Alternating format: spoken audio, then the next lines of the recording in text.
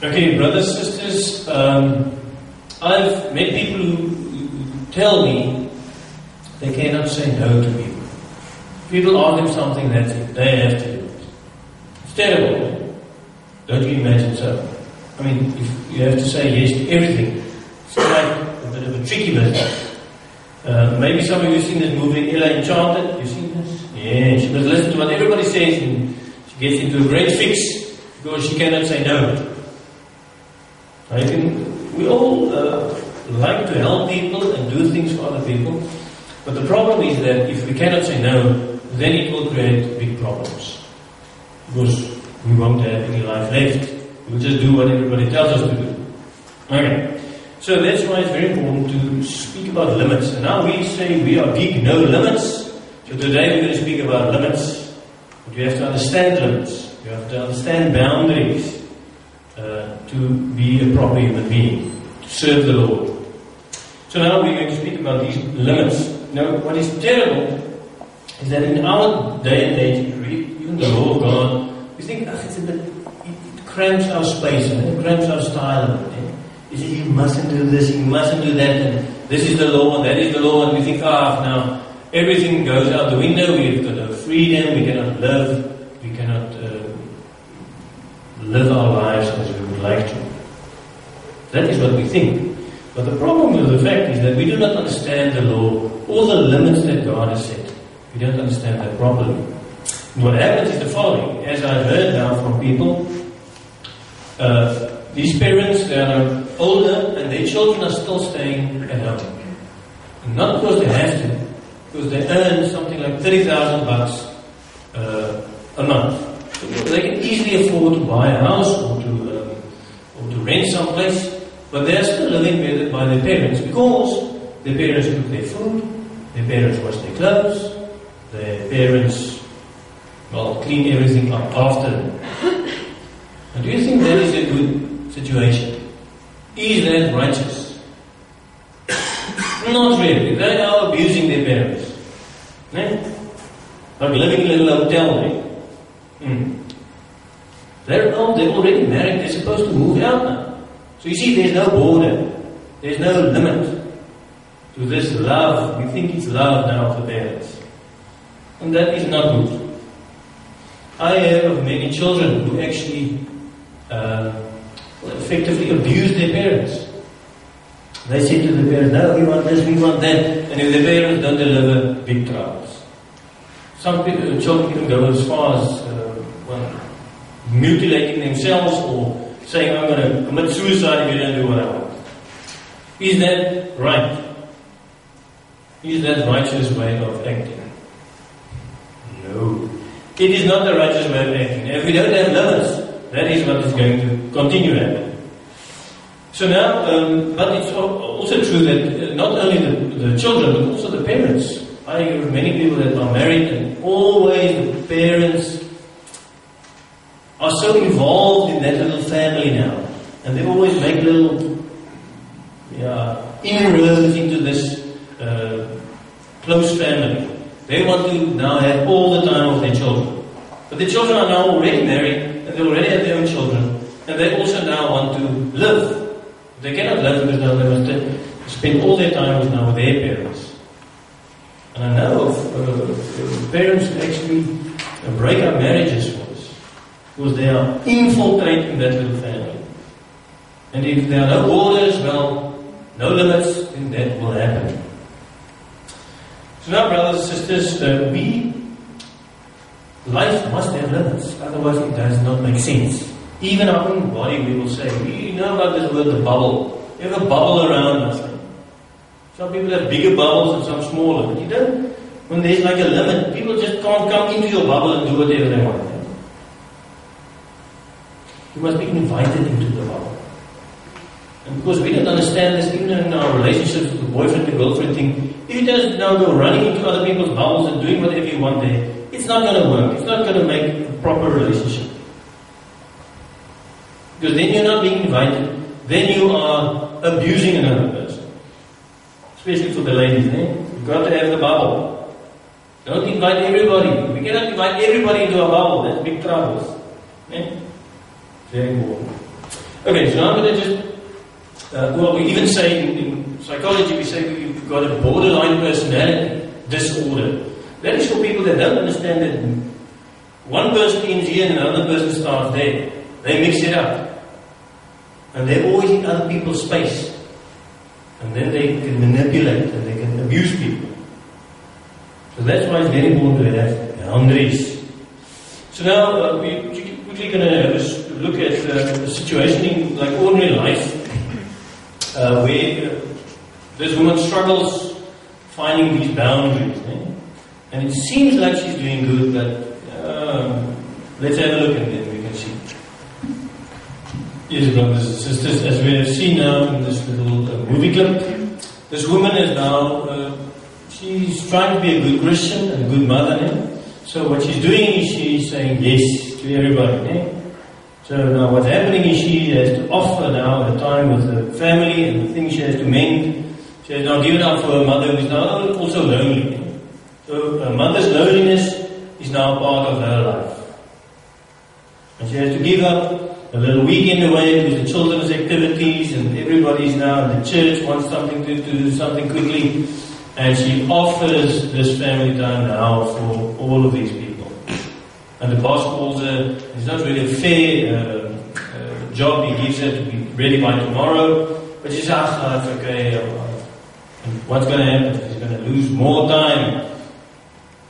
So it looks wonderful, she's caring and she's doing everything, and it looks brilliant like a Christian's supposed to be. But to be honest, brothers and sisters, she is not, her life is in chaos. She's got no orders, she's got no limits, she cannot say no. And to be honest with you, we think that this is what God asks of us, to do everything for everybody. But this is not God loading this onto your shoulders. She's loading it onto her own shoulders. Because one psychologist said that if we own a thing, like we own a piece of land, or even if we have a small room that's now we rent, that is our space. And we've got a border, the walls or the fence or something. And the same goes for our lives. There's a border around our lives. There's supposed to be one. Because that's part of being human. But what happens is we don't really see these borders around us. Now what we do is, we're like, now everybody is now rushing into these borders, and if this happens on our piece of land or in our room, then it's a trespass. They are trespassing on our land. Because they were not invited, they just rushed in. And the same goes for our spiritual sort of boundaries. Everything is now running and rushing and trying to get into this space. And this is not God's law telling you that you must take on everything from everyone. That's very important. Because we think it's like this. But often we allow all these things because we don't want conflict. We feel guilty, these poor people, and everybody makes us feel more guilty. And then we allow all these other problems now to rule our lives. The problem is we think we're doing this for other people. We think we are now serving the Lord, but actually we are not. We are avoiding confrontation.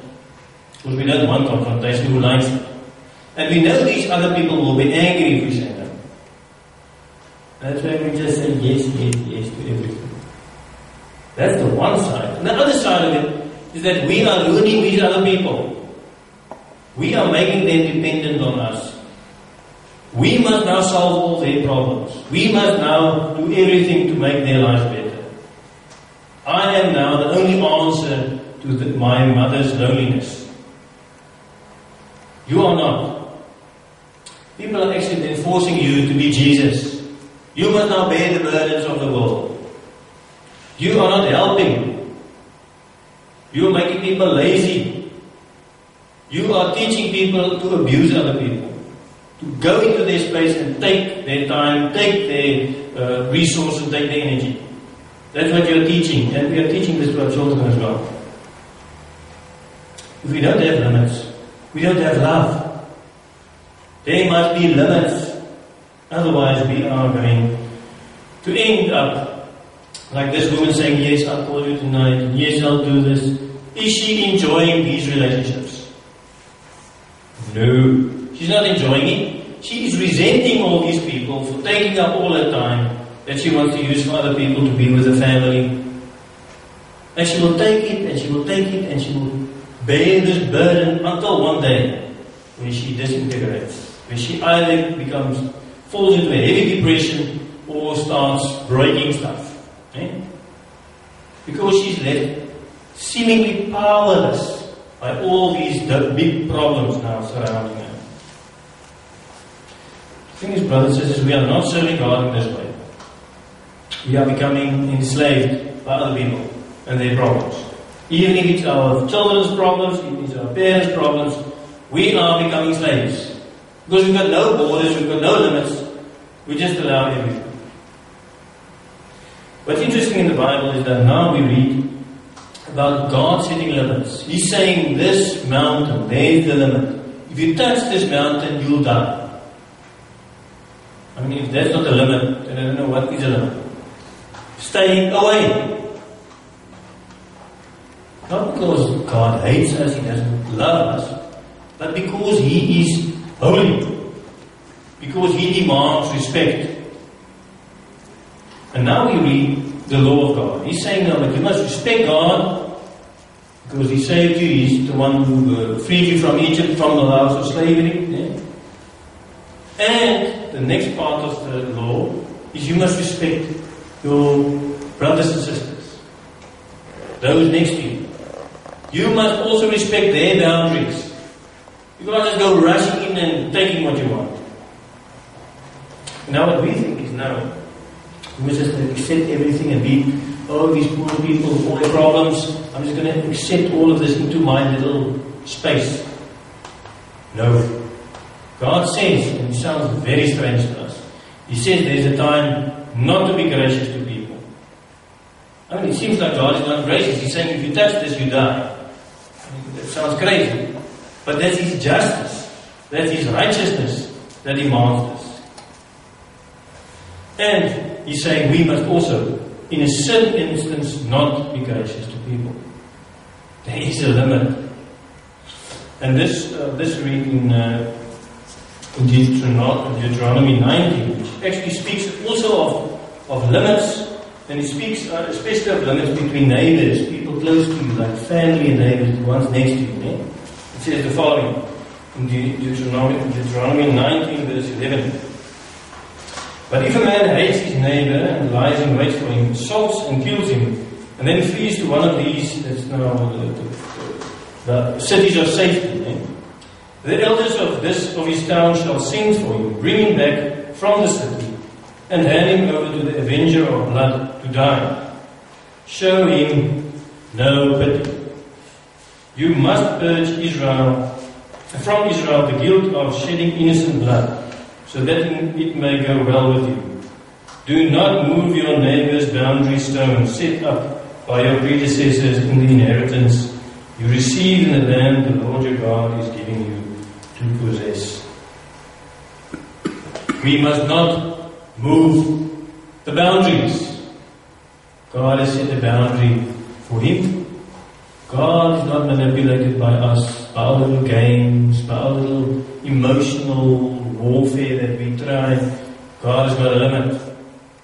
And if you cross the limit, troubles. And the same goes for other people. You cannot just go rushing to other people's limit. You must be invited. And that is basically what respect is all about. Respecting God and respecting your neighbor. So there are limits, brothers and sisters, and these limits are the limits of love. We think love is allowing everything. No.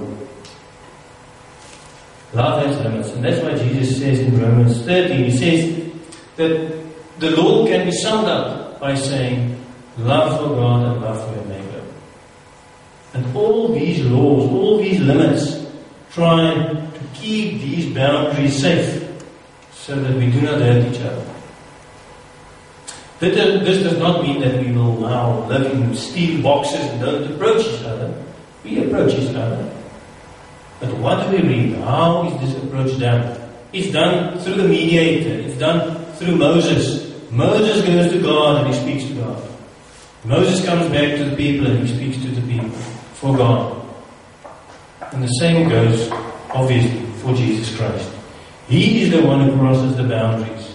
Not the one who comes and grabs everything, but the one who comes and bears our problems. Also the problems of your family. Also the problems of your children. He's got broad shoulders. He can carry it. He can go into that space. He can cross the boundaries to other people and their problems, and also to God. That is why we need to believe in Him. You cannot bear all the burdens of all the problems in the world. Not even your neighbor's problems, not even your own problems. So stop doing it. God does not demand you to do it.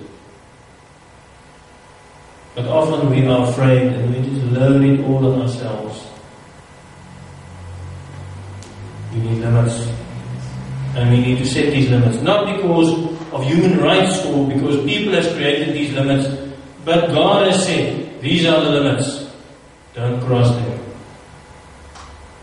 Only cross them when you're invited.